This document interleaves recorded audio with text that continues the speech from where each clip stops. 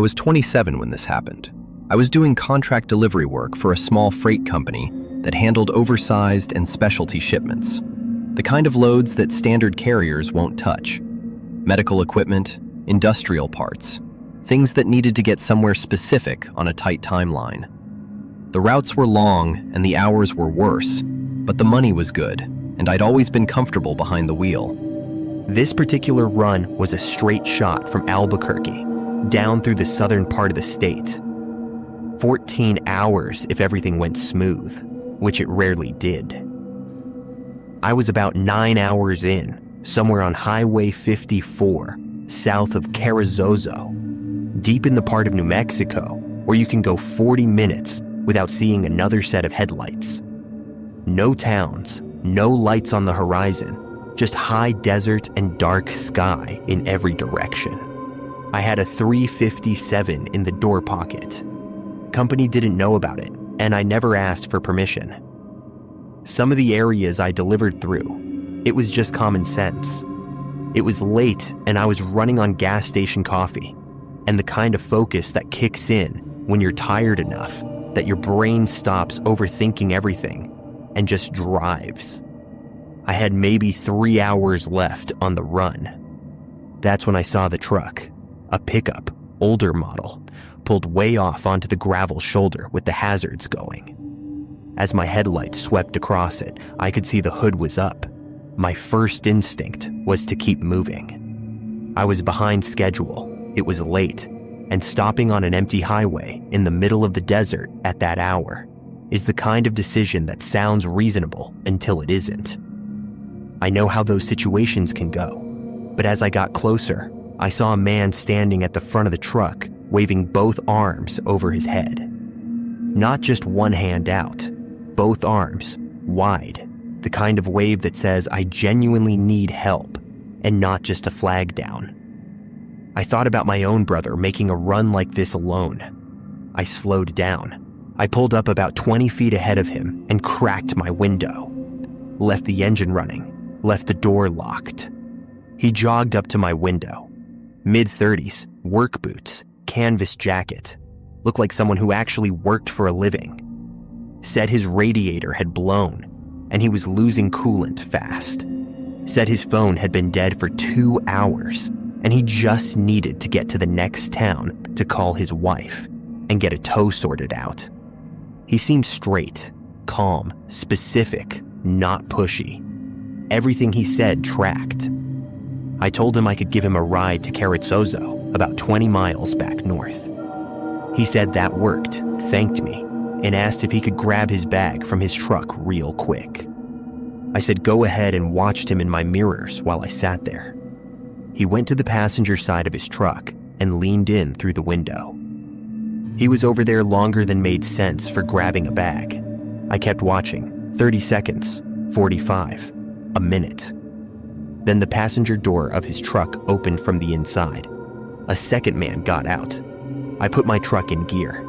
The first man must have heard the transmission shift because he spun around immediately and started walking fast toward my truck, not jogging. Walking fast and purposeful, the way someone does when they're trying not to spook you, but have already committed to what comes next. The second man came around the back of the pickup. He had something in his right hand.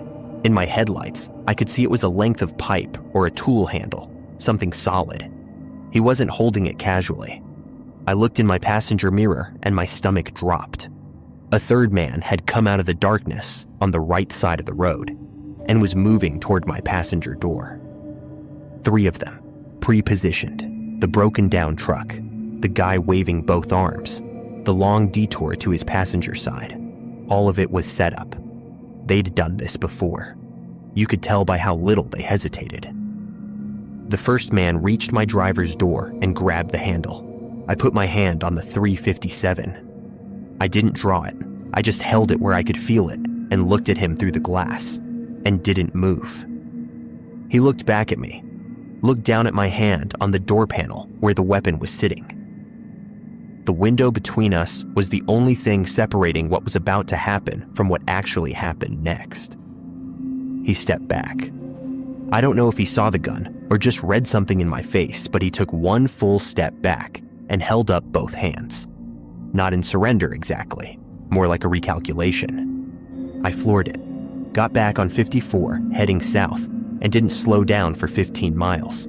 Kept checking my mirrors expecting headlights, but none came. Either they didn't follow or I'd put enough distance between us, fast enough that they didn't bother. I pulled into the first gas station I found and sat in the parking lot for a long time before I went inside. I looked over my truck while I was fueling up. Driver's door handle had fresh marks on it. Passenger side mirror was slightly bent back. The third man must have brushed it in the dark as I pulled away. I never reported it. I know how that sounds, but think about the conversation I'd have to have. An armed driver on a route his company didn't know he was carrying on, explaining why he'd been parked on a dark highway at midnight and what exactly had gone down out there. No clean way to tell that story to a cop without the whole thing getting complicated in ways I wasn't prepared for. I finished the run, delivered everything on time, told nobody. But I think about those 3 men sometimes and how smoothly the whole thing ran. The broken down truck positioned just right. 1 man visible, 2 hidden. The long walk to the passenger side to buy time while the others moved into position. That wasn't their first time doing that on that road, which means somewhere out there on Highway 54, that broken down truck with its hood up and its hazards going is still working. And the next driver who slows down might not be able to get away so easily.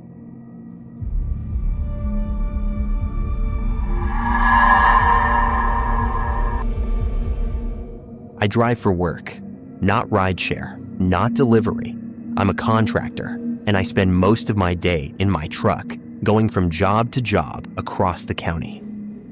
Long stretches of highway, back roads, the kind of driving where you stop noticing the scenery after the first year. I know every road out here the way you know your own house. Most nights, I'm on autopilot. By the time I'm heading home, windows down, radio on low, just putting miles behind me. This happened about 3 weeks ago on a Wednesday night. I'd finished a job that ran late, later than I wanted, and I was heading home on Route 9 around 11. 2-lane highway, no lights, nothing out there except fields and the occasional farmhouse set way back from the road. I'd driven it 1,000 times without a single thing worth remembering happening on it. About 15 miles from home, I needed gas. My gauge had been sitting on empty longer than it should have, and I knew from experience that the BP station at the Millfield exit was the last one before a 20-mile stretch of absolutely nothing. I'd made the mistake of pushing past it before and had to coast into my driveway on fumes. I wasn't doing that again. I pulled off. The station was one of those old ones that never got updated. 2 pumps under a rusted canopy, a small attached convenience store with bars on the windows, 1 fluorescent light above the door that was half burned out and cycling through a slow flicker like it had been doing that for years and nobody had bothered to fix it. The kind of place that looks the same at 11 at night as it does at 2 in the afternoon. Except at 11, there's nobody else around. Almost nobody. There was one other vehicle there when I pulled in. A dark-colored sedan parked on the far side of the building, away from the pumps, tucked up close to the wall. Engine off, no lights on, no one visible inside. I registered it the way you register anything at a gas station, briefly and without much thought, and pulled up to the nearest pump. I swiped my card, started the pump, and pulled out my phone to check messages while I waited. Normal routine. 30 seconds of standing there in the quiet with nothing but the sound of the pump running and bugs hitting the light above the door. That's when I heard the sedan's door open. I looked up. A man got out from the driver's side. Heavyset, maybe mid-40s, dark hoodie with the hood down. He took his time closing the door and then just stood there next to the car with his hands in his front pocket. He wasn't looking at his phone, wasn't heading toward the store, just standing there in the dark on the side of the building, looking in my direction. I looked back at my phone, looked back up. He was still looking at me. I shifted my position slightly so I was facing him more directly and kept my phone in my hand. Something about the way he was standing. No particular urgency, no destination. Just standing there, watching me pump gas at 11 at night. Felt off in a way I couldn't immediately name. Then he started walking toward me, not toward the store entrance behind me, not toward the other pump. Directly toward me, crossing the concrete at a pace that was casual but deliberate, like someone who had already decided what they were going to do and was just covering the distance now. I straightened up and faced him fully. He stopped about 10 feet away and looked me over for a second before he spoke, said his car wouldn't start, and asked if I happened to have jumper cables. I told him I did. I've got a full kit in the bed of my truck, cables, tow strap, the works. Comes with the job. I walked around to the back of the truck to dig them out, and he followed me around without being asked. He stood close while I leaned into the bed. Too close, right at my shoulder. We were behind the truck now, between the back of my vehicle and the side of the building, in the one spot on that lot where the light from the canopy didn't reach. I could feel him standing there more than I could see him. I found the cables and straightened up and turned around, and he was closer than I expected. Had to take a half step back. I handed him the cables and told him I'd pull my truck around to his car once I finished pumping. He took the cables, looked at them for a moment, said thanks, and walked back toward the sedan. I turned back to the pump. Maybe 15 seconds passed. When I looked back over at the sedan, he was already in the driver's seat. The engine started. He pulled forward, swung out past the pumps, and rolled onto Route 9 without stopping. Took a right and disappeared into the dark. With my jumper cables. I stood there for a moment, just processing it. His car started just fine, which meant it was never dead to begin with. He'd walked up to a stranger at an empty gas station, got him alone behind his truck in the dark, took what he wanted, and drove off. The whole thing had taken maybe 3 minutes. I finished pumping, went inside, and told the woman behind the counter what happened.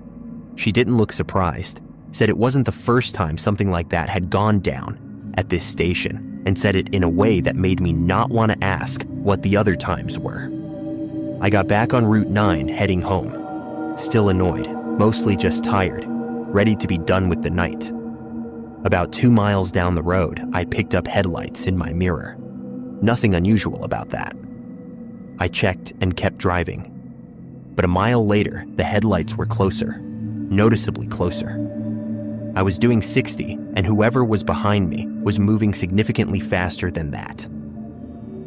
I moved to the right side of my lane to give them room to pass. They didn't pass. They settled in directly behind me and stayed there. Close enough that their headlights were filling my entire rear window, and I couldn't see anything behind me except white light. I couldn't make out the vehicle clearly, but the headlight spacing looked like a sedan. I sped up. They sped up. I moved into the left lane. They moved into the left lane. I know Route 9 better than I know most things. Every turn, every grade change, every long straight stretch where you can see a mile ahead. I also know that about 8 miles from my house, the road drops down into a valley, and there's a dead zone where you lose cell service for almost 3 miles. No signal in or out. I was about 4 miles from that drop. I pushed my truck to 75. The headlights stayed exactly where they were. Then they flashed. Once, twice, 3 times. High beams strobing directly into my mirror, hard enough that I had to look away. I grabbed my phone and called my wife. The line connected, and I told her what was happening, told her what road I was on, told her if I stopped calling to send someone. The call dropped 30 seconds later. I'd hit the valley, no service. 8 miles from home and no way to reach anyone. 80 miles an hour on a 2-lane back road in complete darkness. My truck was pulling hard, and both hands were on the wheel, and I was doing everything I could to think clearly. But my body was already past that. Pure adrenaline. Tunnel vision. Everything narrowed down to the road in front of me, and the lights filling my mirror behind me. The sedan pulled out from behind me and came up alongside me on the left, side by side at 80 miles an hour in the pitch dark. He was right there, his passenger window level with my driver window, close enough that I could see the shape of him behind the wheel. I made the mistake of looking over. He wasn't watching the road. He was turned in his seat, looking directly at me. At 80 miles an hour on a 2-lane highway. In the dark, this man was turned completely sideways, staring at me through his passenger window. And the expression on his face wasn't angry, wasn't frantic. He looked completely calm, like this was something he'd done before and knew exactly how it ended. He jerked his wheel hard toward me. Not a drift. A hard, deliberate jerk that brought the side of his car within a foot of my truck door before he pulled it back. I felt the air pressure change between the two vehicles. I grabbed the wheel with everything I had and held my lane. I stood on the brakes and dropped back fast. He shot forward and fishtailed before straightening out. I watched his brake lights come on immediately after. He slowed down to match me.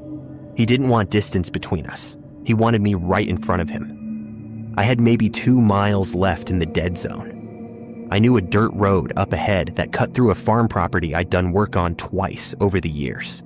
Completely unmarked, no reflectors, nothing that would show up on any map or GPS.